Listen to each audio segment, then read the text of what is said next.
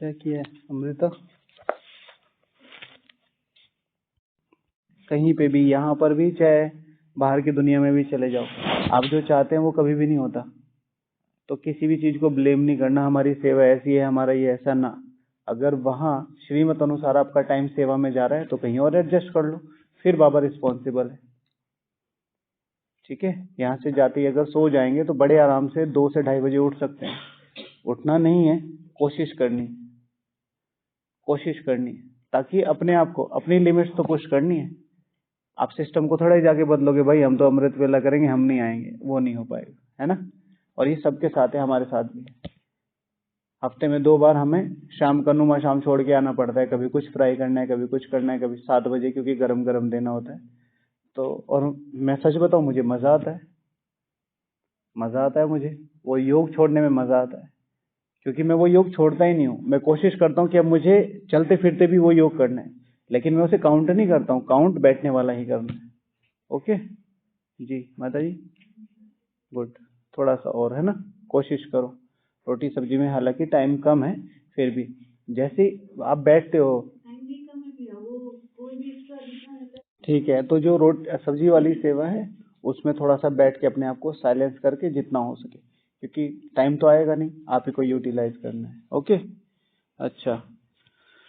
तो आज विशेष बाबा क्या कह रहे थे, क्या क्या बताया मुरली में बाबा ने? तुम सब क्या हो, वाणी से परे वाले, और इस दुनिया से डिटैच करो, और घर वापस जाना। और सबसे इम्पोर्टेंट क्या बताया था? प्रश्न उत्तर में क्या बताया था? अच्छा स्टूडेंट कौन है? चार्ट देना, ठीक है। चार्ट दे के सोना अमृता आपको। कितने 6 डेज के लिए हो आप यहाँ? हाँ, ठीक है। 5 दिन, अभी नेक्स्ट 4-5 डेज अमृत वेला भी मिस नहीं होना चाहिए, चार्ट भी मिस नहीं होना चाहिए। ओके। तो बाबा ने कहा, मीठे बच्चे, मैं सदा वाणी से परे हूँ, मैं आया हूँ तुम बच्चों को उपराम बनाने। अभी तुम सबकी वानप्रस्थ अवस्था है, अब वाणी से परे घर जाना है। तो इस चीज का टॉपिक, मतलब इस पैराग्राफ का टॉपिक बनाया था, ईश्वरीय ब्राह्मण की वानप्रस्थ अवस्था क्या होगी। यानी कि ईश्वरीय ब्राह्मण हूं मैं, तो मेरी वानप्रस्थ अवस्था है, तो मेरी वानप्रस्थ अवस्था अर्थात क्या? दोनों ही पॉइंट सही हैं भैया के। जब भी हमारी वानप्रस्थ अवस्था आने होती है, जो वानप्रस्थी होते हैं लौकिक में भी, वो बहुत ज्यादा साइलेंस रहने लगते हैं। हालांकि बाहर दुनिया में कहावत है कि भाई ये बुढ़ा बड़बड़ाता ही रहता है, तो वो एक्सेप्शनल केस होते हैं, जिसमें कुछ लोगों को बोलने की ही आदत होती है, बोलते ही रहते हैं। लेकिन ज्यादातर जो बूढ़े लोग होते हैं उनको पता है, हो जाता है, अनुभव जो हो जाता है उसमें ये पता हो जाता है, भाई ज्यादा बोल के किसी को समझाया नहीं जा सकता। तो अपने आप को साइलेंस में ले जाने का पुरुषार्थ करना। अगर मैं ईश्वरीय ब्राह्मण हूँ, ईश्वरीय वानप्रस्थी ब्राह्मण हूँ, एज मच पॉसिबल अपने आप को साइलेंस में ले जाने का अभ्यास करना है। दोनों ही साइलेंस, अंतर का भी और मुख का भी। मुख का क्यों आवश्यकता है, कोई समझेगा नहीं। अंतर का क्यों आवश्यकता है? क्योंकि अब मुझे पता है कि सारी उम्र जो मैंने बीता, उसमें मैंने क्या कमाया। तो अब जो मैं अंदर अंदर अंदर साइलेंस में जाऊंगा, राम राम करता रहूंगा, तो उससे क्या होगा, मेरी कमाई होगी। तो इसलिए वहां के ब्राह्मण क्या करते हैं, माला हाथ में ली जपते रहते हैं, राम राम राम। और यहाँ पर अजप अजाप, अंदर ही अंदर, मैंने इस पॉइंट को लिखा है कि अंदर ही अंदर अब उनको प्रभु याद ज्यादा ज्यादा ज्यादा सताने लगेगी। फॉर एग्जाम्पल, सबसे बड़ा एग्जाम्पल कौन, कैसे?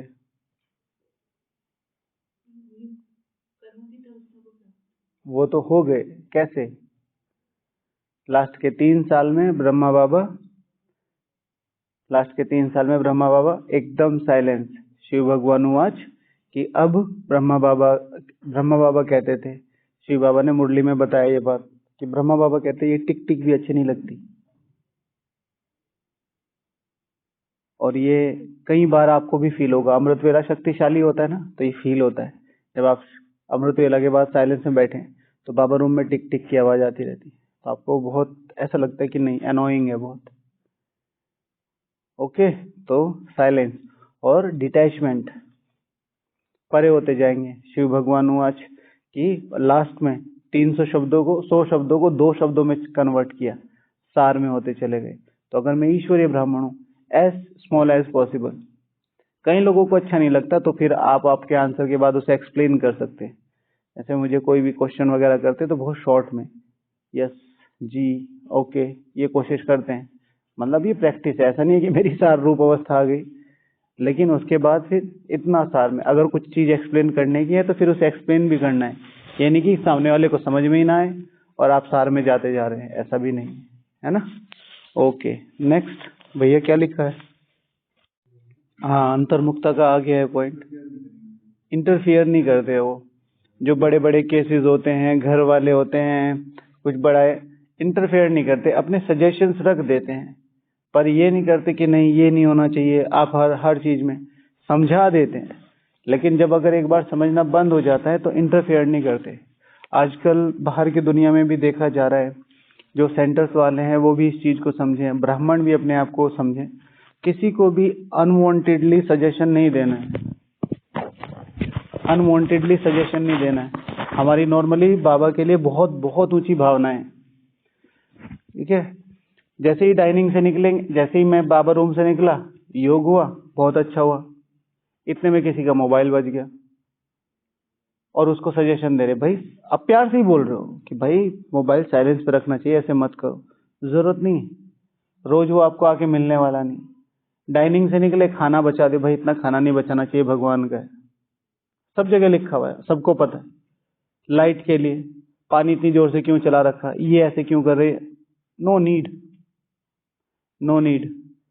क्योंकि हर एक आत्मा अपने हिस्से का ही खराब भी कर रही है, खा भी रही है और बचा भी रही है। जहां आप अथॉरिटी है, सपोज टू बी आप लोग यहाँ, मैं आपके निमित्त बैठा हूं, तो यहाँ मैं बता सकता हूँ कि अपनी चीजों को बहुत ज्यादा संभाल के रखना है।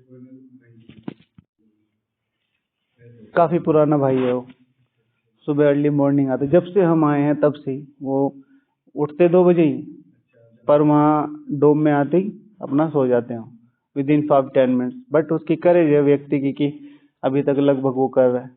लेकिन जब भी कोई उन्हें कहता है डिस्टर्ब, कई बार, हाँ कई बार वो खूब जोर जोर से आवाज भी करने लगते हैं, बट वो मानते नहीं है। खैर जो भी है, तो इंटरफेयर नहीं करना है। यहाँ पर भी कोई अमृत वेला कर रहा है, कोई नहीं कर रहा है, कोई श्रीमत मर्यादाओं के खिलाफ चल रहा है, नहीं चल अकॉर्डिंग चल रहा है, ज्यादा इंटरफेयर नहीं करना।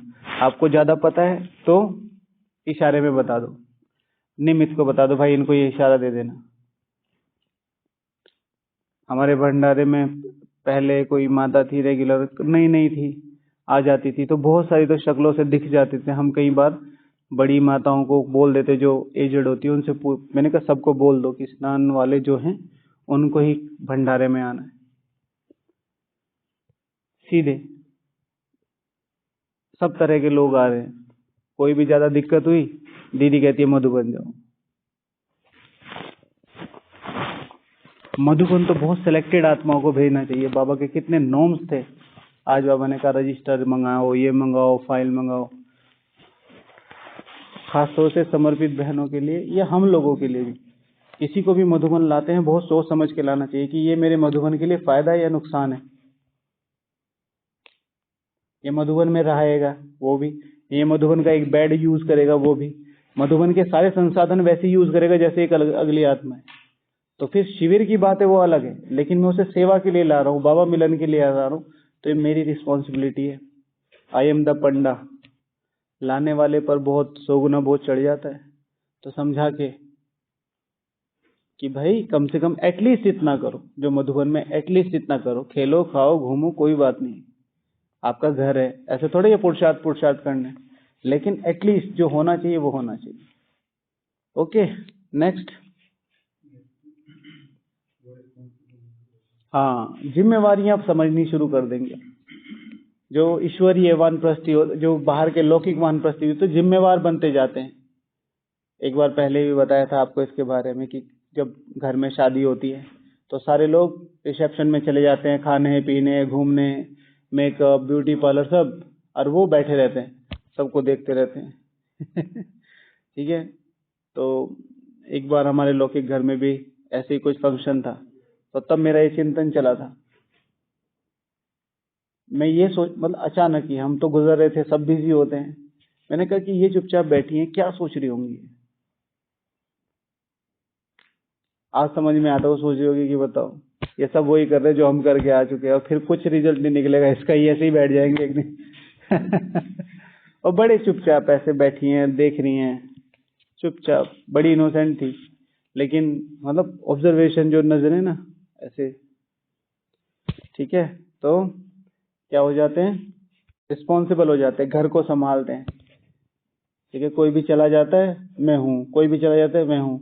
और कई बार तो ऐसे होता है घर वाले लॉक करके चले जाते हैं, बच्चों को लॉक करके चले जाओ, बड़ों को लॉक करके जाओ, उनको महसूस हो जाएगा इस चीज का, उनको महसूस नहीं होता। एक एक दो दो दिन तो नहीं, लेकिन हाँ हो जाते कहीं कहीं 2-2 दिन। बाहर से लॉक लगा के चले गए, अंदर ही है वो, अंदर ही खा रहे हैं पी रहे हैं सब, बाहर से कोई कनेक्शन नहीं। बड़े बड़े शहरों में होता है। ओके सुनील भाई, निंदा स्तुति मान अपमान से अंडरस्टैंडिंग आ जाती है, इस चीज की अंडरस्टैंडिंग आ जाती है कि इन चीजों में कुछ ज्यादा रखा नहीं है, तो ये आ जाती है। हालांकि जो अभी के बूढ़े हैं उनको बहुत ज्यादा पिंच होती है ये सब बातें। कितनी माताएं आती हैं जो थोड़ी सी एजेड होती है, उनको अगर माता जी कहते थे आई एम नॉट माता जी, हाँ हाउ डे यू। एक विदेश की माता जी आई थी, तो वो ब्रह्मा बाबा के साथ, उन्होंने कोई पार्ट होगा उनका थोड़े दिन का, फिर चली गई, और फिर यहाँ आई अपने अपने नाती पोतों के साथ आई थी वो यहाँ पे। तो कोइंसिडेंसली हमें घुमाने का मौका मिला, तो हम उन्हें घुमाने ले गए। तो जब पहली बार मिले, मैंने कहा माता जी Om Shanti, I am not माता जी, आई एम दादी। फिर उन्होंने मुझे 1 घंटा वहां बैठाया और पता नहीं क्या क्या सुनाया बाबा के बारे में। तो खैर वो तो मेरे फर्स्ट मीटिंग थी, तो मैंने सुना, बहुत देर सुना, 1 घंटा तो नहीं तो लेकिन काफी देर, बाबा ये बाबा वो ये वो। लेकिन मैं तो अंत तक माता जी कहता रहा, ठीक है, दादी का टाइटल कमाना पड़ता है। मैंने कहा देखिए माता जी, हमारे यहाँ 2 ही रिलेशन है, माता का बहन का, बाकी आप बताइए। तो 2-3 बार में उन्हें एडजस्ट होना शुरू हो गया था, हालांकि अंत तक वो लास्ट में जाते जाते ओके अमित भाई thank you, next time don't call मी माता जी, ओके। मैंने कहा जी आई विल ट्राई। तो ऐसे होता है, तो इन चीजों से थोड़ा सा परे हो जाते हैं वो, कि कौन उनको क्या कह रहा है क्या कह रहा है। अरे दादी आप चुप बैठो ना, आपको पता नहीं, तो चुप बैठ जाती है। लेकिन दादी तो पूरी उम्र काट के आ चुकी है, तो उसको, लेकिन वो पता है उसको ये इन सब चीजों से अब कोई ज्यादा फायदा नहीं है। ओके, और जैसे रिस्पॉन्सिबिलिटी के साथ पालना देनी शुरू कर देते हैं। इसलिए बाबा का वर्षा कौन सा है, वर्षा जो है किससे मिलता है, वर्षा किससे मिलता है, क्या बाबा कहते हैं ना बाप दादा, वर्षा तुम्हें किससे मिलता है, दादे से, दादे से। इस चीज में बाबा कहता है बाबा है ब्रह्मा बाबा, ठीक है, और दादा है शिव बाबा। तो ये दादे का वर्षा है, बहुत प्यार होता है दादे का, बहुत प्यार होता है, ठीक है।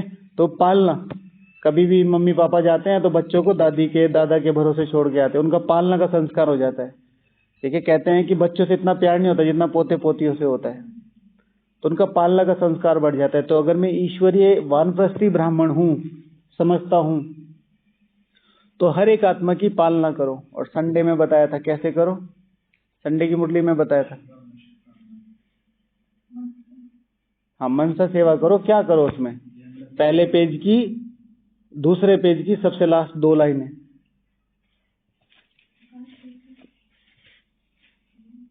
और 3 चीजें बताई थी, 3 चीजें बताई थी, बताओ। दूसरा पेज लास्ट 2 लाइनें, फ्राग दिल बनना, किसी को शक्ति का सहयोग दो, किसी को वाइब्रेशन का सहयोग दो, किसी को गुण का गिफ्ट दो, मुख से नहीं लेकिन अपने चेहरे और चलन से दो, पालना। और फिर सबसे लास्ट में आया था ये वाला गिफ्ट जो भैया ने बोला, सबसे छोटा कौन सा, शुभ भावना शुभ कामना का। सबसे छोटा गिफ्ट कौन सा है, शुभ भावना शुभ कामना। सबसे बड़ा गिफ्ट कौन सा है माता जी, सबसे बड़ा गिफ्ट कौन सा है, शुभ भावना शुभ कामना का। बाबा ने कहा एटलीस्ट इतना तो दो, तो ये सबसे छोटा गिफ्ट हुआ। सबसे बड़ा गिफ्ट कौन सा हुआ, शुभ भावना शुभ कामना का। शुभ भावना शुभ कामना किस लेवल की है भाई, ये भी बाबा का बच्चा है, बाबा इसको भी वर्षा मिल जाए, सब शुभ भावना है। बाबा ये भी आपका बच्चा है, इसको भी अष्टरतन में आना है, इसको भी अष्टरतन में, ये सबसे बड़ा गिफ्ट है, इससे बड़ा गिफ्ट तो कोई है। तो शुभ भावना का, तो पालना का संस्कार उनका रैपिडली और बहुत ज्यादा हाई लेवल में हो जाता है। इंटेंस एफर्ट करते हैं वो अपने पोतों को पालना देने में। तो यहाँ पर भी हम कौन है? Responsible soul. इस समय यज्ञ में जिसको भी तेजी से आगे जाना है, आत्माओं की पालना देना, आत्माओं को पालना करना शुरू करो। अभी बहुत ज्यादा जरूरत है। कितने सारे भाई बहने भारत के हर एक कोने से आते हैं, विदेशों से, सब चीजें हैं, इतना धन्य धान्य संपन्न है, पर बहन जी का एटीट्यूड, भाई जी का एटीट्यूड, निमित आत्माओं का एटीट्यूड ऐसा है कि कुछ करने का मन नहीं करता।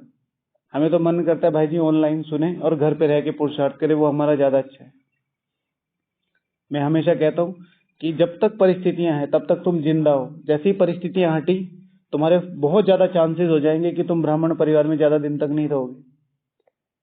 तो शिव भगवान वो आज पिछले संडे की मुरली में, पिछले संडे से 2 दिन पहले की साकार मुरली में, वाह विघ्न वाह, ठीक है। तो विघ्नों को क्या करो? आवाहन करो। क्या करता है योद्धा जब युद्ध के मैदान में जाता है? ठीक है, हाँ, विजय होके लौटते हैं। और जब आ जाते हैं, आवाहन का मतलब ये नहीं कि मैं आह्वान कर रहा हूँ, वो ऑटोमेटिक ही है। जैसे जैसे पुरुषार्थ बढ़ेगा वैसे वैसे आपके पेपर बढ़ेंगे। शिव भगवान आज खासतौर से ब्रह्मा बाबा ने लास्ट 18 जनवरी 1969 की वाणी में, जब वो 2 घंटे बाद अव्यक्त होने वाले थे, 2 घंटे भी नहीं थे, उससे 2 घंटे पहले उन्होंने कहा, बच्चे ये ब्रह्मा भी अभी बना थोड़ा ही है, गिर उठ, पेपर तो अंत तक आने ही है। आखिरी महावाक्य है। तो ब्रह्मा बाबा जब लास्ट तक, शिव भगवान आज की भाई अभी हम लोग पढ़ रहे हैं, आज किसने नहीं पढ़ा अव्यक्त संदेश, जब तक मेरी स्थिति ना बन जाए तब तक अव्यक्त मास मनाते रहना है। इसको भूलो नहीं आप प्लीज। दिन में कोई ना कोई ऐसी चीज अपने आसपास रखो जिससे ये याद आता रहे कि ये अव्यक्त मास है, इससे अगला भी अव्यक्त मास है, उससे अगला भी अव्यक्त मास है। 18 जनवरी मनाने का दिन नहीं, 18 जनवरी बनने का दिन है। अब बने तो है नहीं। आज सुबह भी एक जोक सुनाया था कि टिंकू बेटा कौन सी क्लास में? जी 12th। ठीक है, अगले साल आए मास्टर जी कि बेटा कौन सी क्लास? जी 12th में। 3 साल बाद आए 12th में। ये 12th कर ली कि जी बस 12th में ही इस बार हो जाएगी। तो 12वीं में होना बहुत बड़ी बात नहीं, 12वीं में पास करना बहुत बड़ी बात है। तो अव्यक्त मास, तो वो जो अव्यक्त संदेश है उसमें क्या बताया था बाबा ने कि अंत में आपको सबको याद आ जाएगा कि कर्म भोग और कर्म योग की लड़ाई चल रही थी। ये कब है? जब ब्रह्मा बाबा संपूर्ण कर्मातीत है। अंत में कर्म योग ने कर्म भोग पर जीत पाई। फिर अपने आत्मा को शरीर छोड़ने का बताया, क्या वो था, हाँ, शरीर कैसे धीरे धीरे धीरे, आत्मा कैसे कैसे एक अंग को, वो कितना प्यार, कितना क्लियरली उसे एक्सप्लेन किया है। अगर उसे खास तौर से अमृत वेले बैठ के पढ़ा जाए ना, आपकी अव्यक्त स्थिति बन सकती है। कल ही पढ़ के देख लो चाहे, इतना क्लीन बता रखा है उसमें। आत्मा को अशरीरी बनने का कितना मीठा अभ्यास है वो। पर हम तो सिर्फ पढ़ते हैं, हम तो रियलाइज नहीं करते। कोई भी चीज पढ़ने के लिए, श्रवण के लिए दे रखी है, उसका मतलब है कि उसे फील करना है। हमारा पूरा पूरा दिन निकल जाता है। ठीक है, तो विघ्न अंत तक आएंगे। तो अगर मैं ईश्वरीय वानप्रस्थी हूं तो क्या होगा? आत्माओं की पालना करो जितना हो सके, क्योंकि इस समय बहुत ज्यादा जरूरत है सबको। ओके, और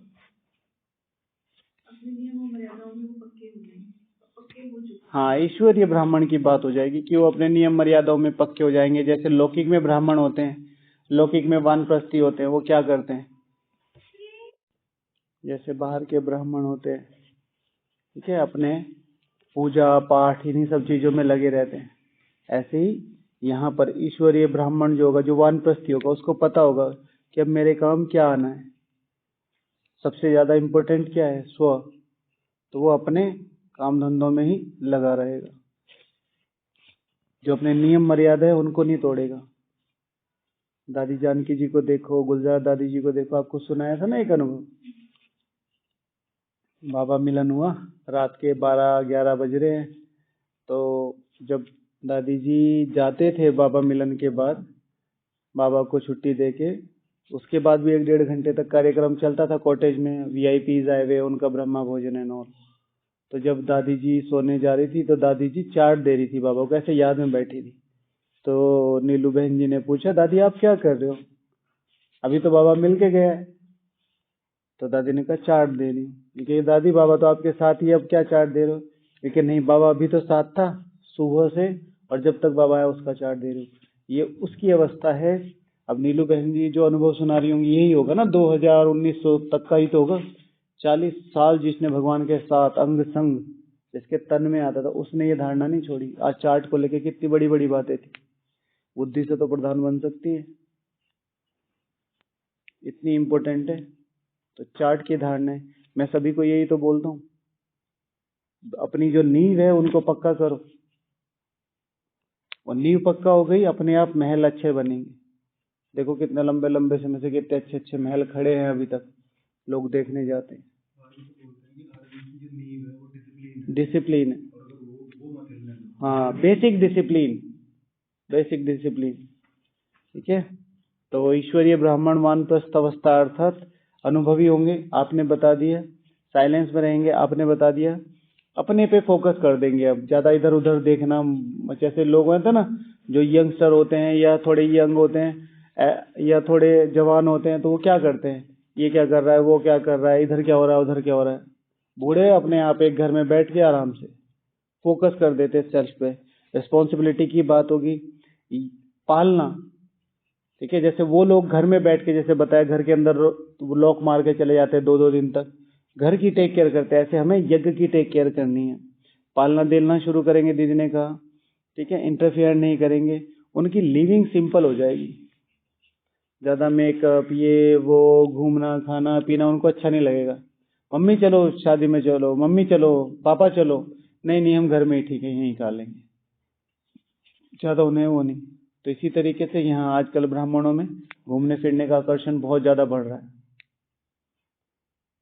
घर वाले तो जाते ही जाते थे, अभी सेंटर्स पे थोड़ा सा ये शेड्यूल चल गया कि साल में एक बार कहीं ना कहीं सबको पिकनिक लेके ही जाना है। मधुबन आते थे, हो इससे अच्छा कौन सी जगह मिलेगी। और सब धक्के, सब धक्के। और जो भी इन चीजों में फंसे हुए हैं, कुछ नहीं कर रहे, वो सब एंटरटेन। हाँ, क्या मजबूरी है, एक आधी बार चले जाइए। ठीक है, वहां पे भी अपना ध्यान रख सकते हैं, लेकिन नियम जो कहते हैं, बाबा ने मधुबन क्या बनाया, मधुबन के कितने भाई बहने बाहर जाते हैं, रेयर ऑफ द रेयरेस्ट 5% घूम फिर के वही चेहरे होते हैं जो बाहर जाते हैं, बाकी सब यहीं सालों साल रहते हैं। सालों साल मुश्किल से 1500 में से 100-150 भाई होंगे जिनको आपने हर जगह देखा होगा, वही फेस फिगर्स हैं। बाकी कोई सालों में 10 साल में एक आधी बार निकल गया, नहीं तो सब यहाँ। हम लोगों के लिए तो कोई ऐसा ठिकाना है नहीं जहाँ चले जाएं। आप लोगों के लिए कितना सुंदर ठिकाना है यहाँ, ना कोई फोन ना कोई कॉल, बस एकदम डिटैच सब कुछ। तो कितना फायदा उठाना चाहिए इसका।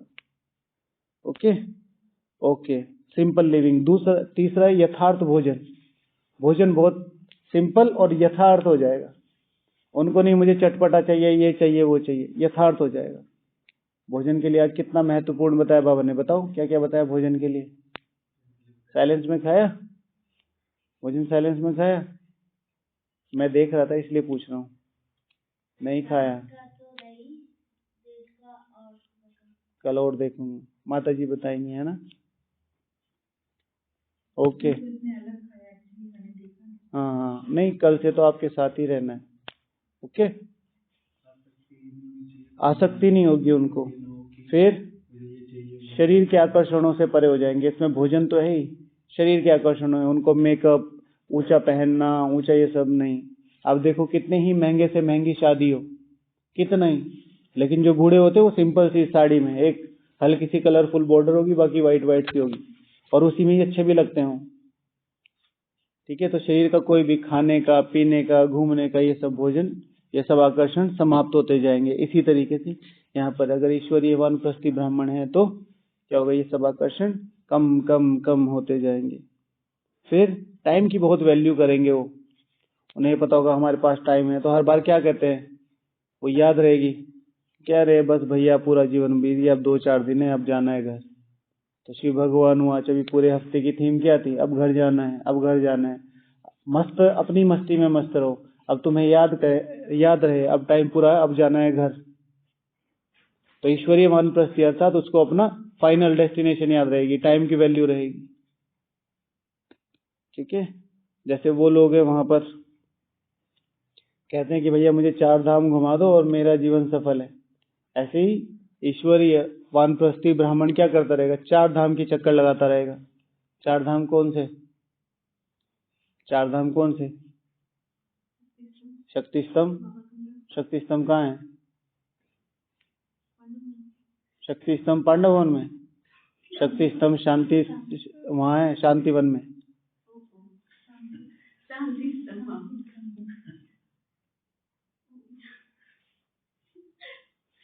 चार धाम का है, बताओ कौन से 4 धाम?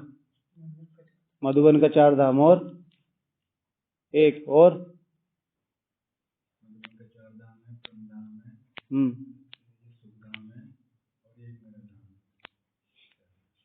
4 धाम।